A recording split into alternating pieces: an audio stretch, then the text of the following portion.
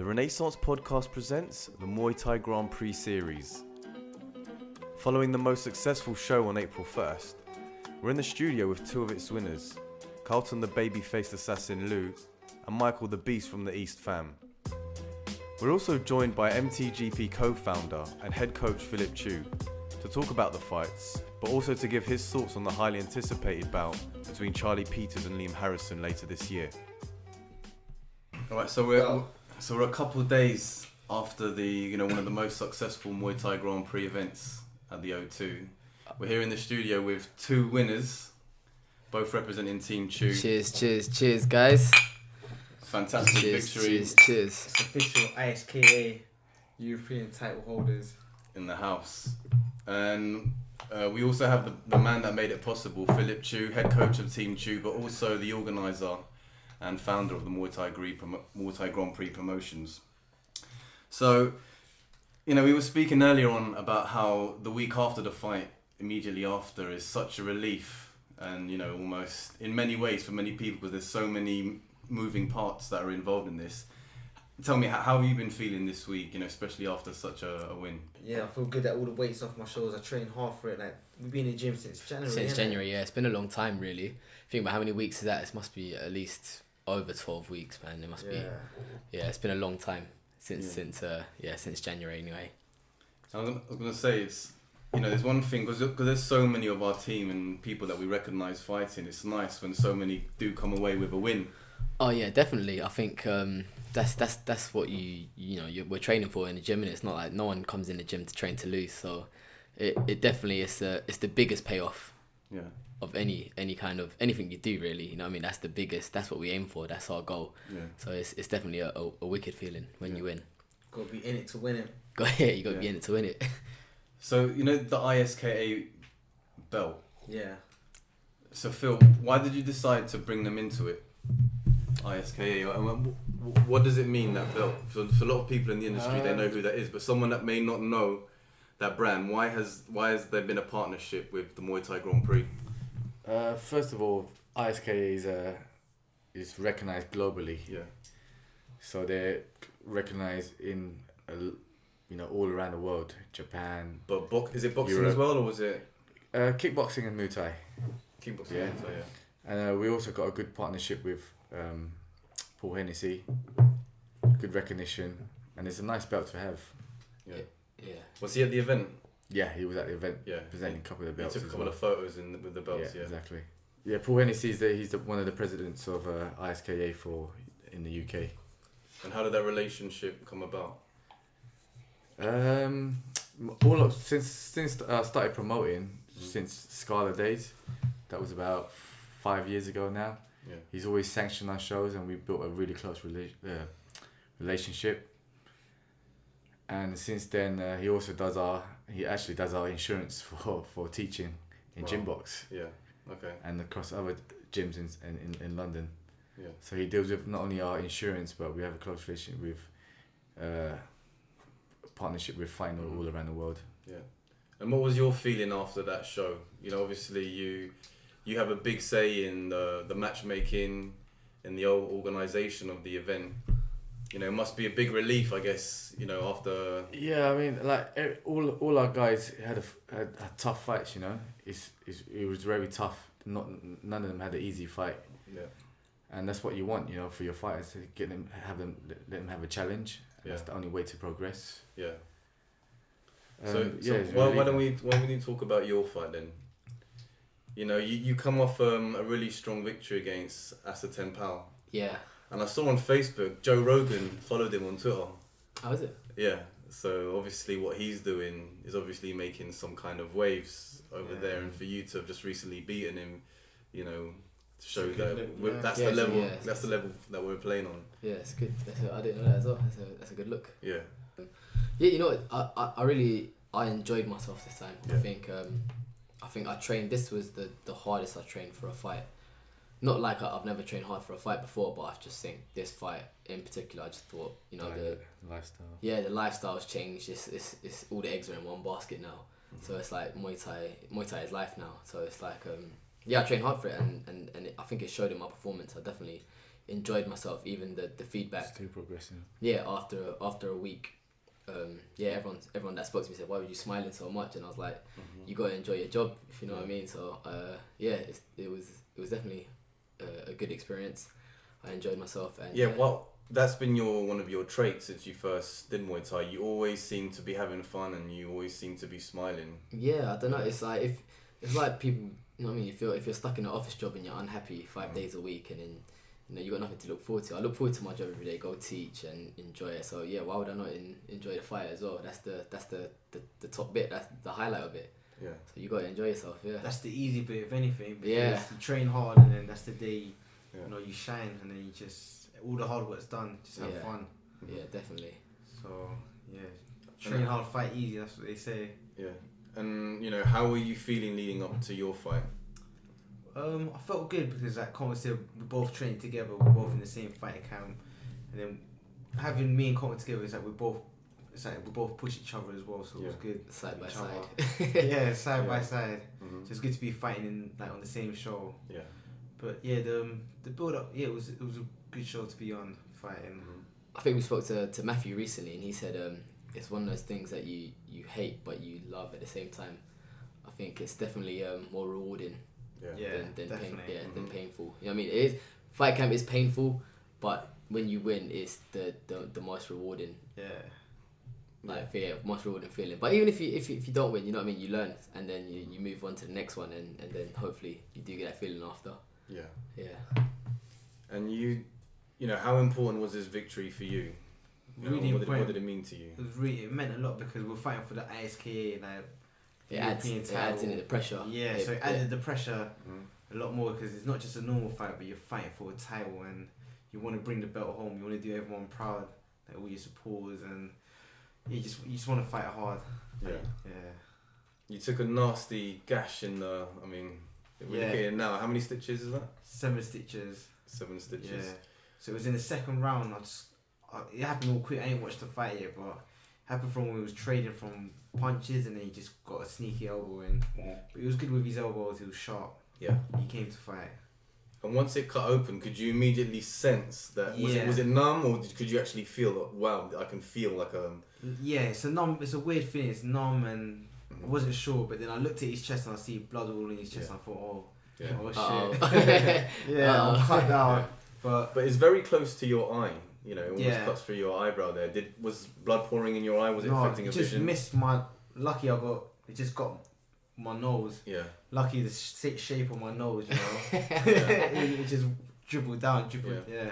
Yeah, what was I going to say? Because I remember in a previous Muay Thai Grand Prix, there was remember Victor Saravia, he fought against Dan McGowan, and then he got a nasty cut, and then the referee stopped it. That must be going in his eye, because mine was just missing my eye. Yeah, so what is the rule on that? When does a referee decide to stop a fight because of a cut?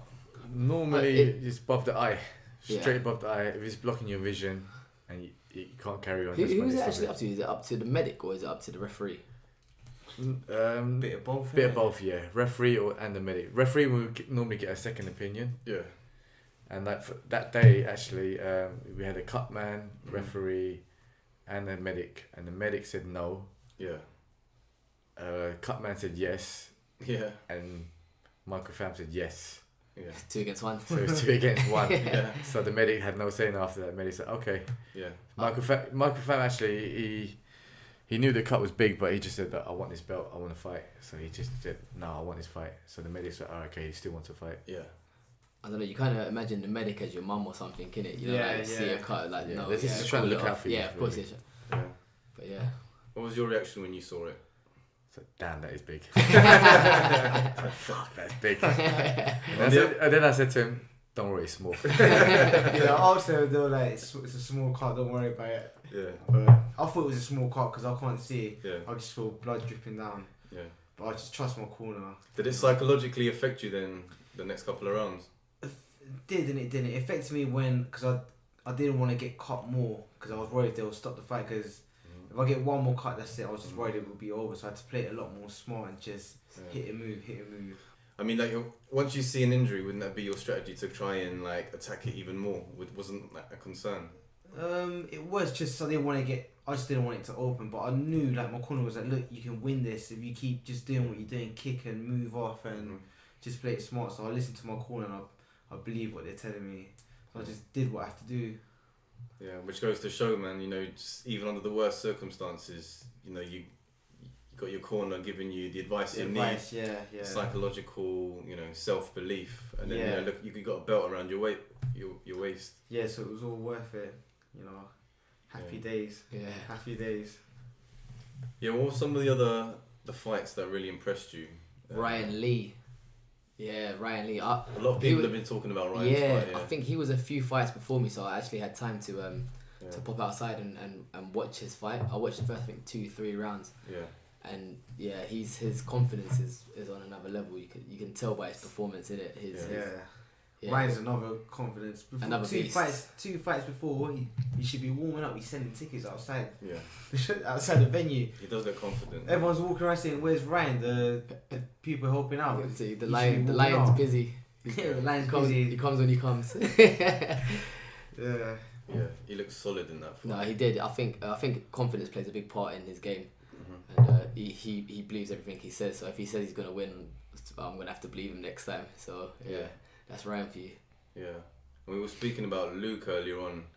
I think this is, you know, one of his better performances, you know, and I love to see that emotion at the end, you know, when you just like, you break down and you just like... Who, Luke Whelan? Yeah. Oh. All that, you see at the end, like he was in tears, you know, and as a spectator, you really get to develop a bit more relationship, you know, with your auntie as well. Yeah.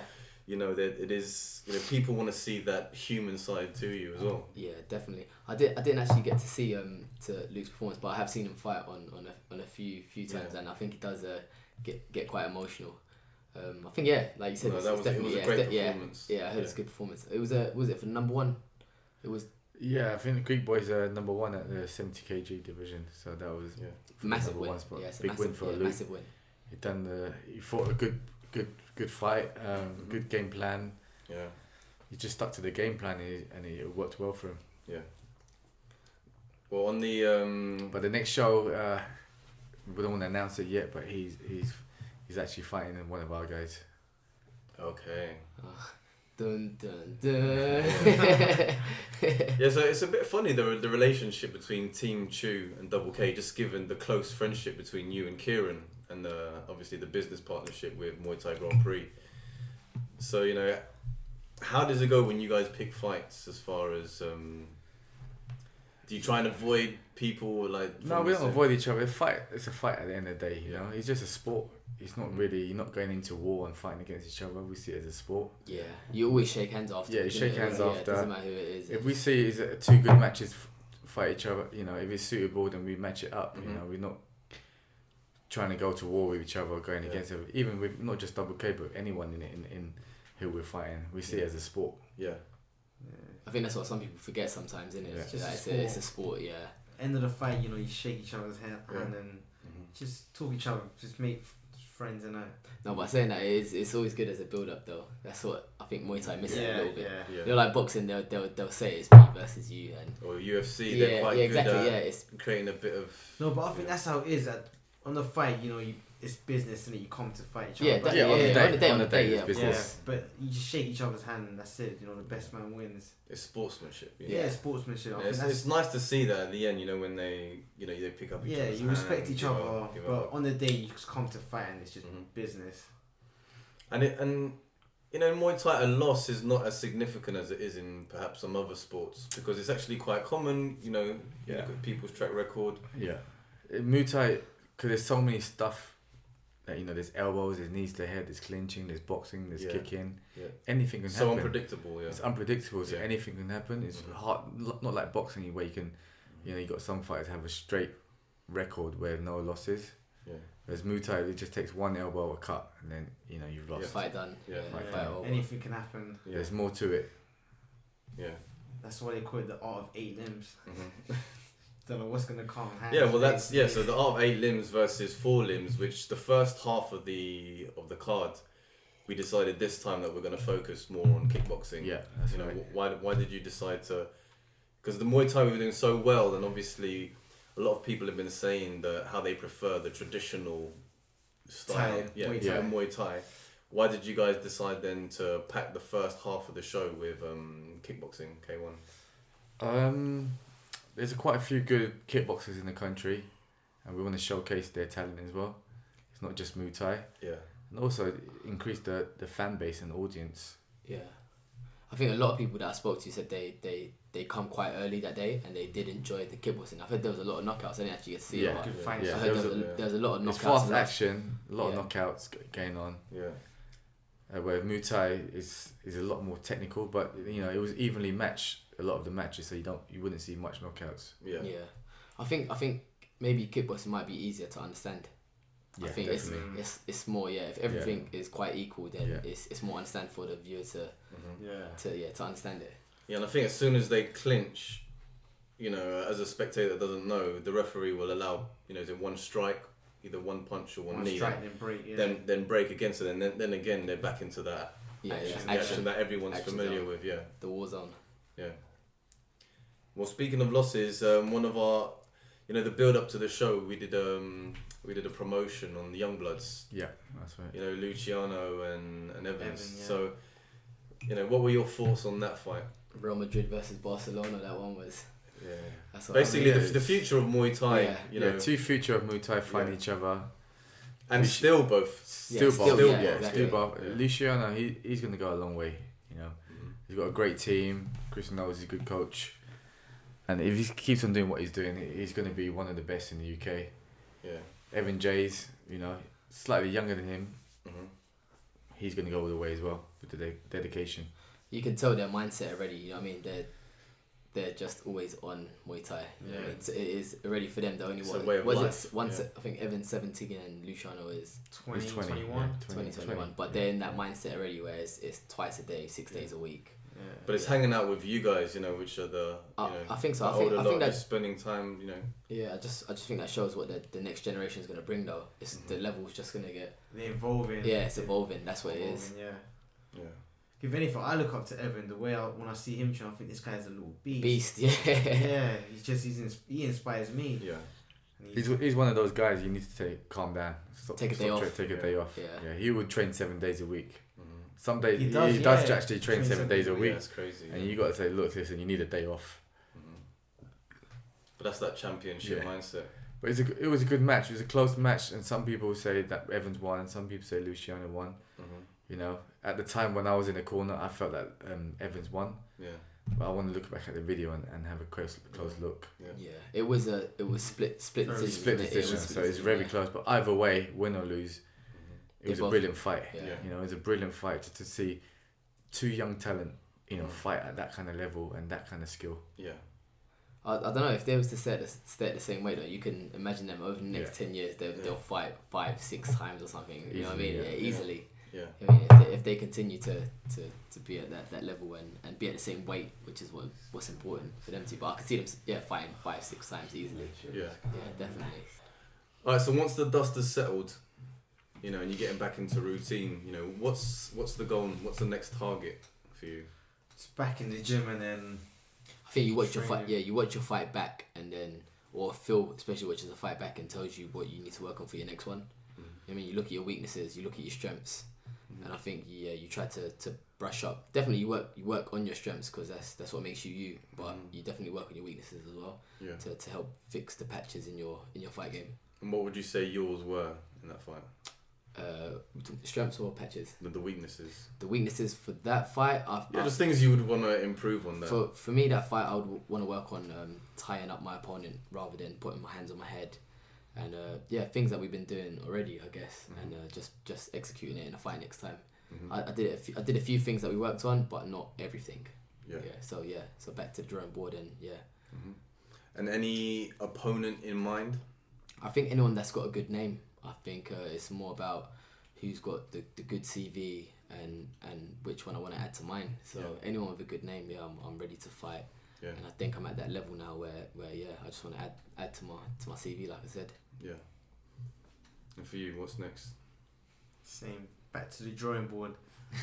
For me, just actually do things I do in training. It's just to do it on a fight. Yeah. There's so much things I do in training and I'll do it on a fight. So that's what just probably annoys me. But there's always room for improvements. Yeah. And then just whoever Phil matches me up with, that's it. You know me, I don't really like to. I don't know, if I start headhunting, I think I'm not really that type. I start getting a bit nervous and I don't know. Whoever Phil puts me up with, I just fight. That's it. And then I just want to train. Yeah. Well, we did a bit of mindfulness last time before you fight. Is, how was the mental state? A lot better now. Yeah. A lot better now that I put all my eggs in one basket, and I think I got a lot more mentally stronger because just training a lot harder. Before I wasn't sure what I wanted to do, but now I know this is all I know. I'm good at Muay Thai, and if I put all 110% in it, I can actually get something out of it, and then I'm decent at teaching as well. So just back to the drawing board and back to the gym, and whatever my coach says, I'll just listen. Yeah. Phil, what was your summary, your overall thoughts on their performance? Start off with Carlton's one. Carlton's fight, Carlton's talented. Yeah. And a good thing for this fight is he's talented, but he's putting hard work in as well. Hard work and talent, it can go a long way. Yeah. Some people talent and don't put the hard work in, but he's putting the two together. Yeah. And I think we can go to places. With if he keeps up what he's doing now, we can go to places. Yeah. Michael Pham, 2 years ago, if he got cut on the day. 2 years ago he could have folded, but he's matured as a fighter now. Yeah, it's true. What do you mean he got cut on the day? So he got cut with on the day with the 7 stitches. Yeah. Oh yeah. Yes, it's a big cut, enough to crumble anybody. Yes. Some fighters, not all fighters, some fighters. And 2 years ago, if that happened to him, he could have crumbled. Yeah. But as now he's stepped up his training, he's developed as a fighter. Yeah. He's matured, and he's built his confidence up. Not only his confidence, but he's got a big heart now. Yeah. And he just Lion heart. One of the things that I'm really pleased with his performance is he dug deep. He kept him going. It was not only a battle having a cut, but he's fighting as well. Yeah. And he has a battle thinking about his cut. Yeah, but he kept him going. He believed in his corner. Yeah. We stuck to the game plan. A lot of people believe in that. Well, Shane O'Neill's fans believe that he won. But if you actually watch the video and understand Muay Thai scoring, Michael Pham won it quite easily, to be honest. Yeah. I think a fight like that does actually show a fighter's character. Yeah. More than anything. Yeah. So it's a bigger win. Yeah. Even if people are saying that the other guy won, I think you got to watch your back and realize that you dug deep, and that was a good win for you. Good thing to see on a fight is if they're digging deep. Yeah. If they're digging deep, you're more pleased. If they lose, and didn't dig deep, then you're a bit unhappy because they But they show good heart. Yeah, you're you're happy as a coach. Yeah. Even if they lost, if they dug deep, you're happy as a coach. Yeah. What, personally, are your thoughts on weight cutting? It's kind of a hot topic at the moment. Iman, after she won her fight, her and her dad and her brother went on stage with a Jordan Co t-shirt. I've seen a young, Muay Thai prodigy who was training out in Thailand, and last week, as a result of weight cutting. Is it come out? That was the. Well, heat stroke. Heat stroke. Yeah. But he was wearing one of those sweatsuits. I think because in Thailand it's so hot. Yeah. That's why it's dangerous. So you put your body through that, and you're just so hungry and you're thirsty to be doing that. You're just running on fumes. But I think in London it's not too bad. We only cut about 3-4 kilos. I think every fight is different. I think on the weight cutting thing, and I think it's I think you should always do it with someone. I think that's what. If we've got to take something away from, obviously, an unfortunate event that happened with Jordan, but I think you should always weight cut with someone. Obviously, I'm not going to give it, it's good to cut weight or whatever, but it should be done with someone just for security or for safety anyway. That's one thing we can learn, which happened, unfortunately, with Jordan. With weight cutting, it's already bad for you, all your organs, your kidneys, because everything's working hard when you're sweating out all the last kilos of water. But I think every fight is different. We only lose I lose 4 tops, and then some people might lose 3. Like you lose 3 in water. Yeah, I don't do too much anymore. I used to do more, but I think I don't know if I get. I just don't like it. To be honest with you. I So think but it's the sensible way, right? It's to. I think so. Less but the better. Sensible you, way. you can call it sensible, but then if you get in a ring and the guy opposite you is massive, you think maybe I should have done more. But it's it just I think it is. I think it's better to weigh in closer to your weight. Yeah. You want to do it properly. I think diet. You don't want to be in the sauna. So I think for some people that lose a lot, like 6 kilos of water, that's just 10. 10. That's just being lazy. Yeah. Like just cutting water weight, and it's too bad for your organs. I think it's definitely something to think about for not maybe the advancement of weighing in. Maybe there should be 2 weigh-ins, or there's always something to think about anyway for future. Yeah, but I think Jordan, that's just one of them bad, unlucky. I think super unlucky. One out of how many people? Mm-hmm. Yeah, but so Phil, is weight cutting necessary? Can there be a system that doesn't mean you have to? In my opinion, is if you do weight cutting on a day, people are still going to cut weight. Yeah. So you're better off just doing it the day before to give for the safety for them to recover. Because let's say tomorrow we all promoters turn around and say weigh in on the day. Yeah. Okay, that's going to happen, but people are still going to come in and cut weight. Yeah. And try to lose weight. And it could be any. Yeah, that's what. And then it could be even more dangerous, and that's when you see more problems happening. But that's why if you listen to the Dolce diet, he talks about you shouldn't be in a sauna. That's just the silliest thing. It's all about eating clean and staying lean and just getting your body ready so that by the time fight comes, you're almost at that weight anyway, right? Like if you listen to Dolce diet, he's against going in the sauna and he's all about eating right and eating just the right food and getting down to that weight. Yeah. So everyone's different. I think it's all in the diet. So shout out to the Mike Dolce diet. True, Mike Dolce. All right, so the next Muay Thai Grand Prix show, Phil. What date is that? July the 15th. July the 15th. And that's going to be Liam Harrison and Charlie Peters. Yeah, that's right. So that's something that's been in the books now for many months, and it's fireworks. We've been talking about it in the underground, and now that it's starting to surface and people are aware that that was the announcement we made recently about that fight. So can you tell us a little bit about how did that fight come together, and your thoughts on it? It's pretty simple really. Liam Harrison, one of the best in not in only the UK but in Europe. Outside of Thailand. He's been around the block. He's fought all the best people around the world, like Sanchai and Fabio Pinca. He's been there. But Charlie Peters is number 2 in the UK. Liam Harrison hasn't fought anyone domestically yet. For a long time, innit? For a long time, and I can't remember when the last time he fought someone. Did Liam beat Sanchai? No, he didn't. He gave Sanchai trouble. I think they fought about three times. Three times. But it's giving. Charlie fought him as well. Charlie fought him as well. Yeah. Once. Sanchai. Liam fought him 3 times. Yeah. Yeah, I think they're at the same. They're at world level. You know what I mean? Both at world level. If they're fighting the same opposition, that means they're on the same. Not on the same level, but they're on the same path. So it's the right fight. On the same circuit. Yeah, it's the same circuit. So I think it is the right fight at the right time. Perfect for both of them. Yeah. Liam's giving Charlie a chance to take the number 1 spot. Yeah. He doesn't have to, but he's giving Charlie that chance, and Charlie wants to take that. Yeah. So it's big talk. It's probably for me the biggest domestic fight ever. Yeah. Liam Harrison, number 1, one of the best non-Thai fighter in the world, and he's fighting Charlie Peters domestically. It's you can't get bigger than that. Yeah. All right, July the what? July 15th. July 15th. All right, you heard it here first. Get your tickets nice and early. It's going down. Charlie Peters has gone a long way as well. I've seen him grow from fighting at 70 kg and then moving down and then improving. He's come a long way. He's ready. Yeah. He's at his peak. He's made big waves, Charlie. Yeah. He deserves it, if anything, I think. Yeah.